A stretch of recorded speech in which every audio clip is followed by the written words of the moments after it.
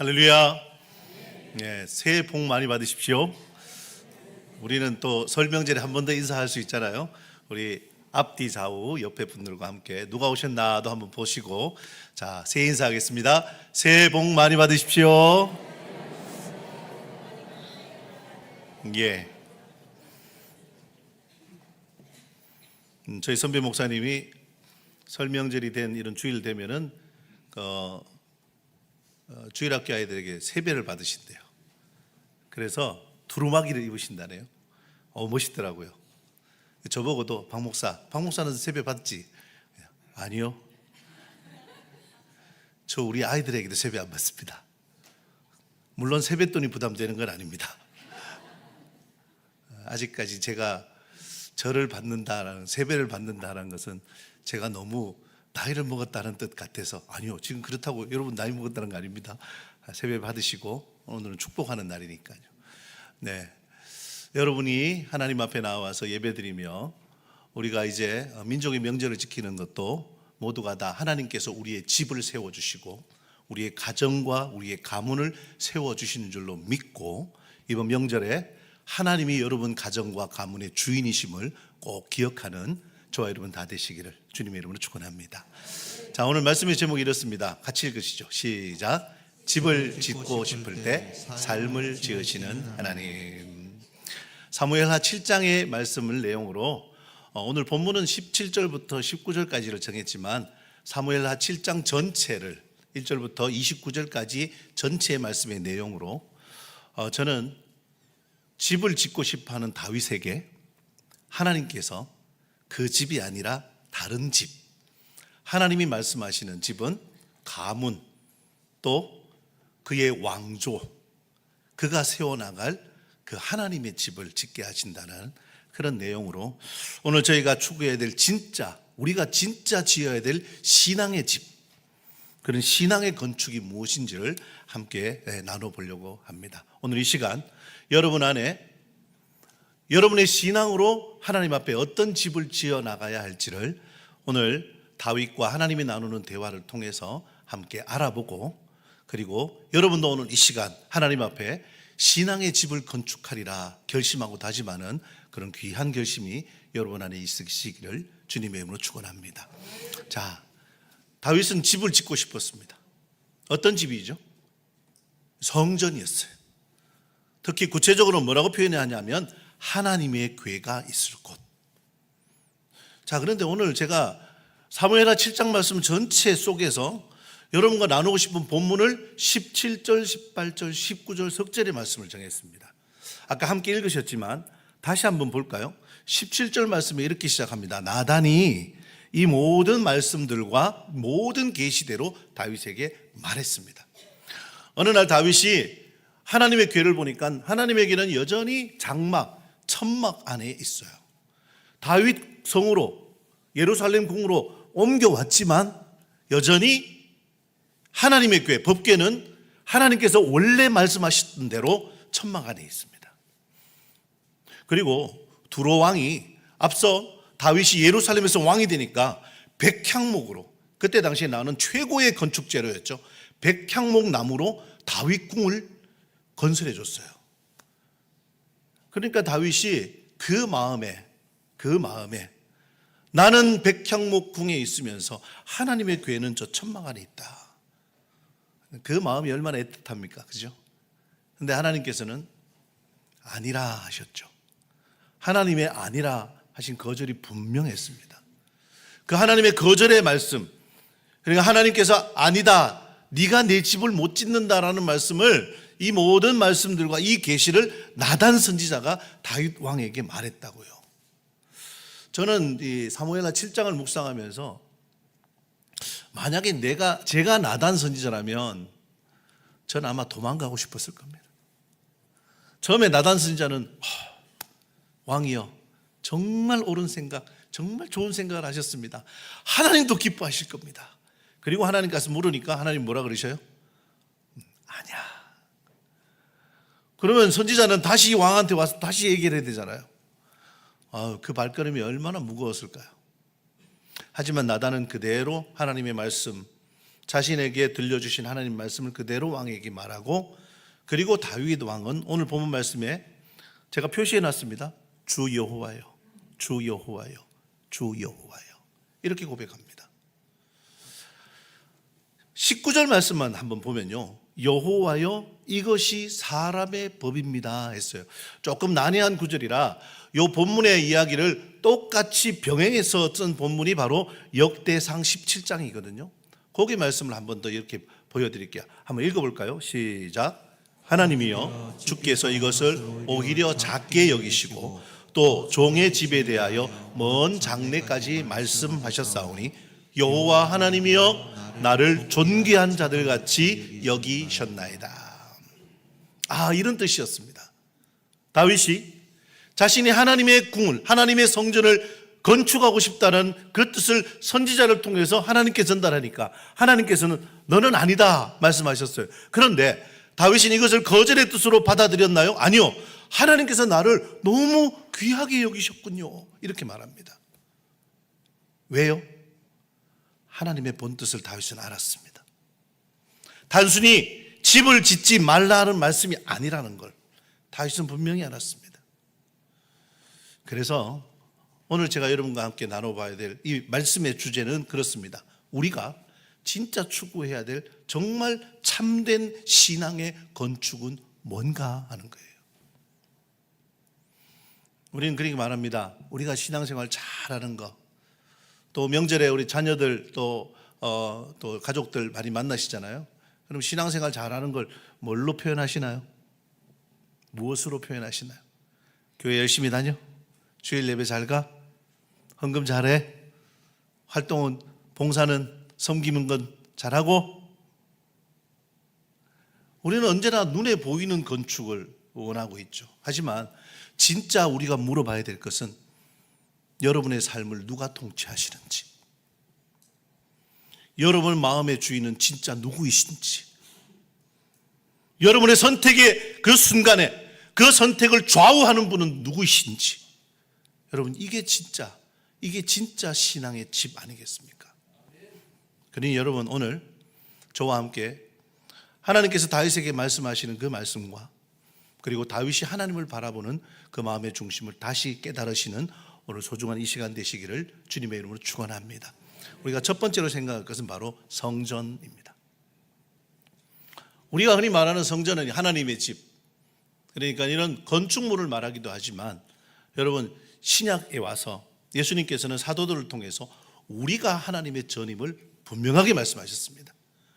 그러니까 여러분 이 성전은요, 특히 우리 구미중앙 성전은 하나님을 향한 여러분의 마음과 그리고 여러분을 향한 하나님의 마음이 만나는 곳이라는 거죠. 오늘 이 시간 여러분이 하나님을 위해서 이 자리에 오셨다면 아멘. 그러면 하나님께서도 여러분을 위한 하나님의 마음을 이 시간 전달해 주실 줄로 믿습니다. 다윗의 마음을 볼까요? 다윗은 어떤 마음이었나요? 오늘 사무엘하 7장 2절에 보면은 선지자 나단을 불러서 다윗이 이렇게 말합니다. 볼지어다, 보십시오. 나는 백향목으로 지어진 궁궐에 사는데 하나님의 궤는 저렇게 천막 휘장 가운데 있습니다. 애틋한 마음입니다. 너무 선하고 좋은 마음이죠. 하나님을 위한 마음이었고 다윗의 중심에 그 마음이 있었습니다. 나단 선지자도 너무 좋습니다. 왕이여, 하나님도 기뻐하실 겁니다. 그리고 하나님한테 가서 말씀을 드렸더니만 하나님 뭐라 그러셔요? 아까 말씀드렸던 나단 선지자도 굉장히 곤란했을 거라고요.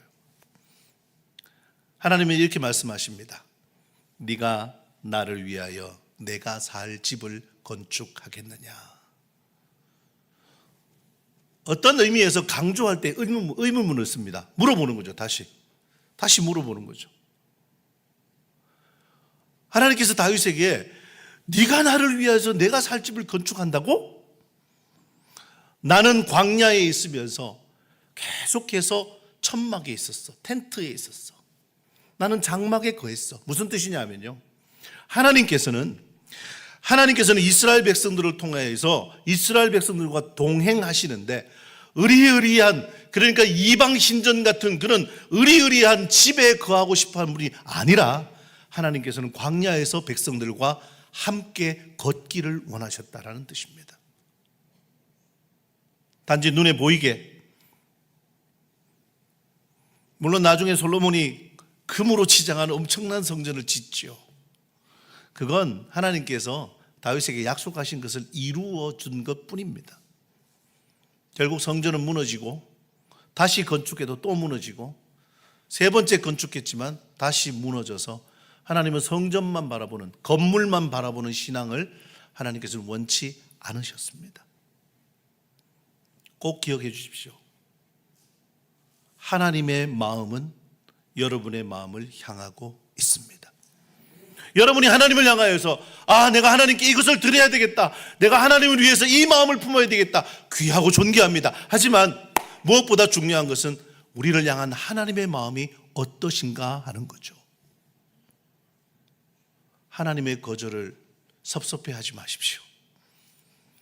하나님의 마음은 우리 마음보다 더 크고 놀랍습니다. 이 하나님의 마음이 예배 때마다, 주님 앞에 나올 때마다, 하나님을 생각하고 기억할 때마다 여러분 안에 더 깊이 임재하시기를 주님의 이름으로 축원합니다.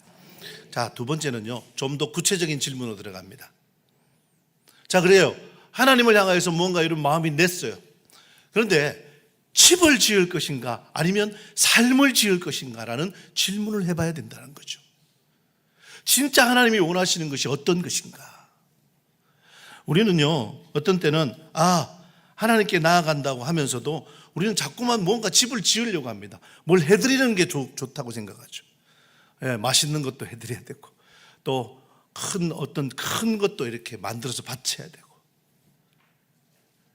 그런데 여러분, 진짜 하나님은 우리에게 원하시는 것은 우리의 인생, 우리의 삶, 우리가 자녀들을 통해서 세워나가는 그런 믿음의 세대, 이런 것들을 원하시는 거 아닐까요? 오늘 사무엘하 7장 11절 후반부부터 12절까지를 보면, 또 뛰어서 16절까지를 보면 하나님의 마음이 여기 더 분명하게 드러납니다. 하나님을 위해서 집을 짓겠습니다라는 다윗의 마음에 하나님께서는 어떻게 답하시냐면, 내가 너를 위해서 집을 짓겠다, 이 말씀하십니다. 그런데 그 집이 어떤 집인가요? 궁궐인가요? 으리으리한 별장 같은 그런 성인가요? 아니요. 너는 수완이 차서 네 조상들과 함께 누울 때 죽는단 말이죠. 너는 죽겠지만 내가 네 몸에서 날 씨를 네 뒤에 세워서 너희 나라를 견고하게 할 거다. 그리고 하나님이 세우시는, 하나님께서 세워서 지어주시는 다윗의 집을 이렇게 구체적으로 말씀하십니다. 네 집과 내 나라가 내 앞에서 영원히 보존되고 네 왕위가 영원히 견고하리라. 여러분, 세상의 왕조들, 지금 지구상에 나타난, 역사 속에 나타난 그런 권력자들이 얼마나 자신의 권력을 유지하려고 애를 쓰나요? 숙청하고요, 정덕들을 죽이고요, 심지어 왕자들까지도 죽여나가면서 그들의 권력을 유지하려고 애쓰는 것이 인간의 역사입니다. 그런데 다윗은 그랬나요? 아니요. 다윗은 헤브론에서 왕이 되었을 때도, 드디어 이스라엘 예루살렘에서 왕이 되었을 때도 그를 그렇게 못살게 괴롭혔던 사울 왕의 가족들을 보호하려고 애썼습니다. 자신의 정적을 한 명도 죽이지 않고 스스로의 힘으로 하나도 손대지 않고도 그의 왕위를 유지할 수 있고, 또 그의 이름으로 그의 몸에 난 자식들이, 씨가 영원히 이스라엘이 멸망할 때까지, 예루살렘 성전이 다 회파될 때까지 유지하게 하셨던 것은 모두가 다 하나님의 이 약속입니다. 어떤 약속이죠? 세대를 이어가는 이 언약의 약속 때문에. 그러니 여러분, 기억하고 생각하십시오. 우리가 지금 우리의 세대를 이어가려고 애쓰는 그 노력들,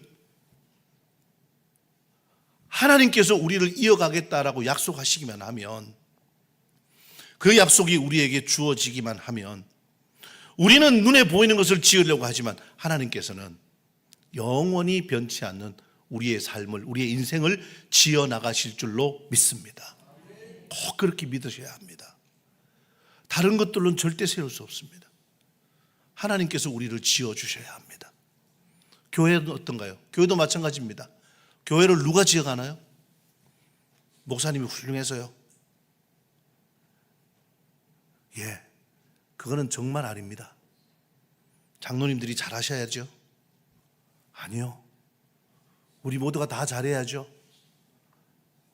그건 눈에 보이는 겁니다. 보이지 않는 것이 더 중요합니다. 뭐죠? 하나님의 통치하시며 하나님이 우리 교회를 이끌어 가십니다. 그럴 때 견고할 수 있죠. 그래서 제가 세 번째 여러분과 함께 나누는 제목은 바로 보이는 성취와 보이지 않는 통치, 이것을 우리가 분명히 구분할 줄 알아야 된다는 거죠. 한번 볼까요? 다윗은요, 하나님께 이런 마음을 품었습니다. 나는 보십시오, 백향목궁에 거합니다. 이런 의리의리한 궁전을 하나님께도 지어드리고 싶습니다. 다윗이 그런 마음이었어요. 예, 정말 선하고 정말 아름다운 마음이죠.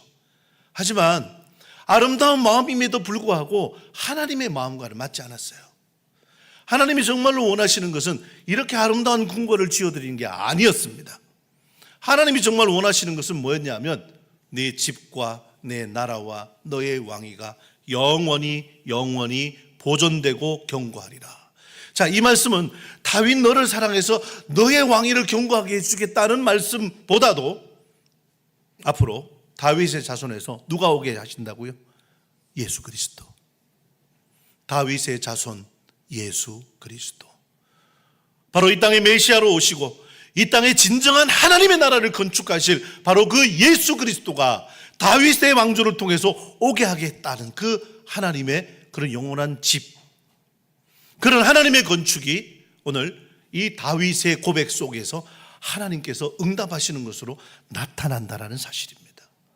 여러분, 우리가 아파트 평수를 늘려가고 연봉을 더 높이고 그리고 뭔가 눈에 보이는 어떤 거대한 성취로 하나님께서 나와 함께 하신다는 것을 판단하려고 하지 마십시오.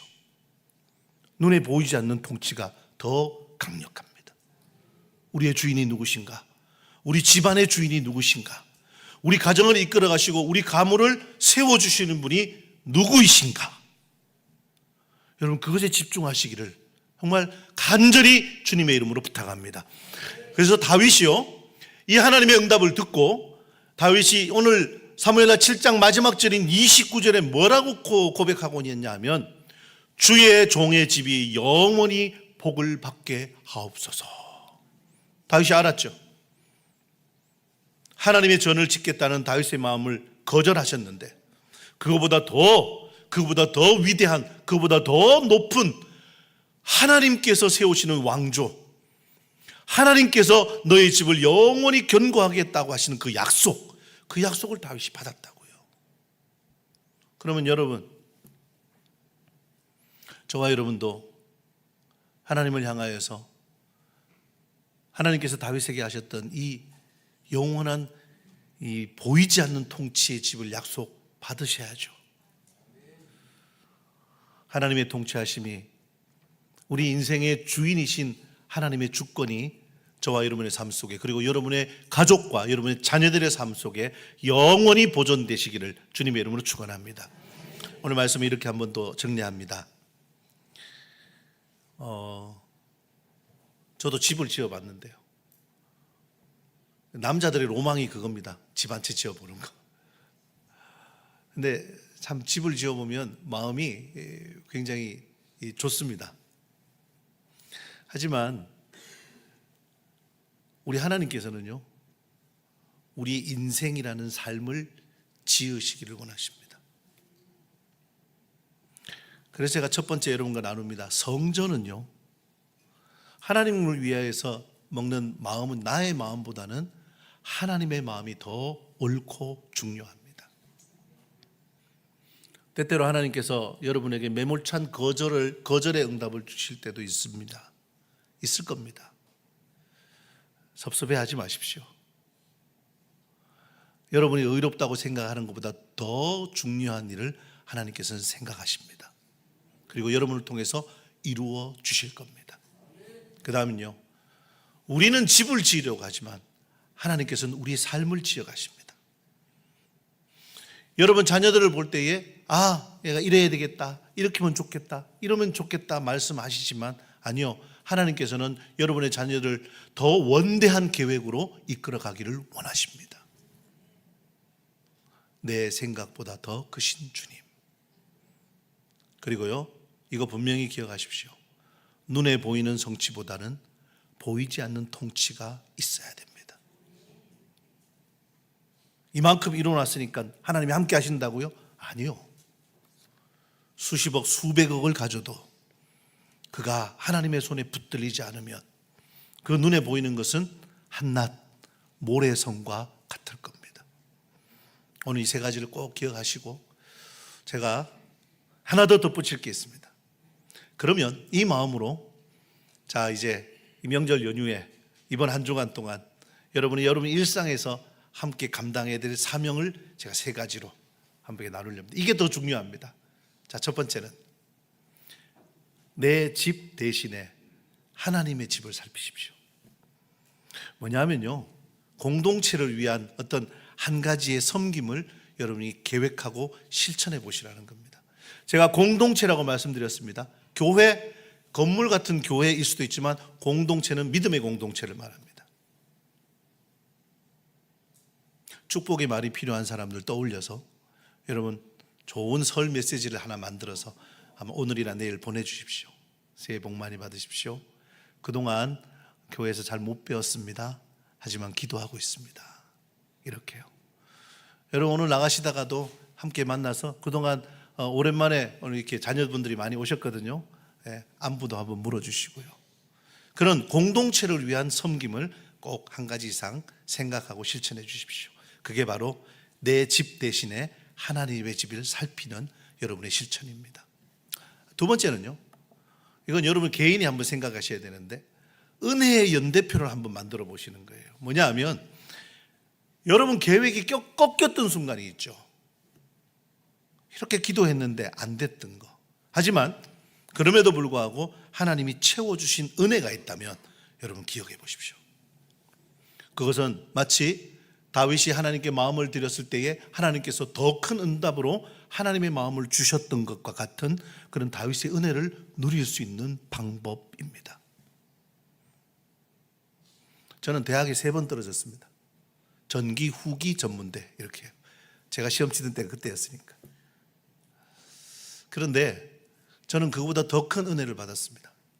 3번 떨어졌기 때문에 신학을 선택할 수 있었습니다. 지금 생각해 보면 그때 떨어지지 않았으면 제 인생은 하나님으로부터 떨어졌을 거예요. 이런 은혜의 연대표를 한번 작성해 보시고 그때를 되돌려서 한번 기도해 보시라는 제안을 드립니다. 마지막 세 번째가 굉장히 중요할 것 같습니다. 여러분 자녀에게 또 혹은 또 친척들이 있죠. 친척들 중에 젊은 세대들에게 축복의 언어를 전수하십시오. 어떤 축복의 언어냐 하면요, 자, 하나님이 네 인생의 주인이야. 같이 해보시죠. 하나님이 내 인생의 주인이야. 하나님이 내 인생의 주인이야. 이런 축복의 언어요. 명절에 만나서 너 언제 결혼하냐? 그럼 묻지 마시고요. 예, 명절에 만나서 너 살이 쪘다? 그렇게 하지 마시고요. 그런 말 말고, 물론 그런 말들밖에 생각이 안 나시겠지만 공부는 잘하고 있냐? 하지 마시고요. 여러분 그런 말은 아끼시고 참으시고 어떤 말 하라고요?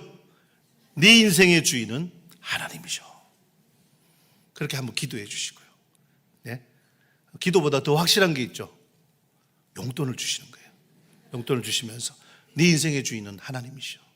하나님이 너의 인생의 주인이야.